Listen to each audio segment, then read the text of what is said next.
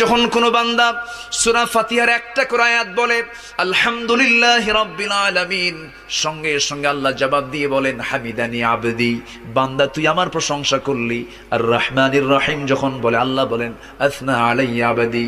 মালিক ইয়াউমিদ্দিন যখন বলে আল্লাহ বলেন মাজ্জাদানি আবদি। এরপরে যখন বলে ইয়াকা না'বুদু ওয়া ইয়াকা নাস্তাঈন পর্যন্ত যখন বলে আল্লাহ বলেন বান্দারে তুই আমার কাছে কি চাস, প্রাণ খুলে চা রে বান্দা।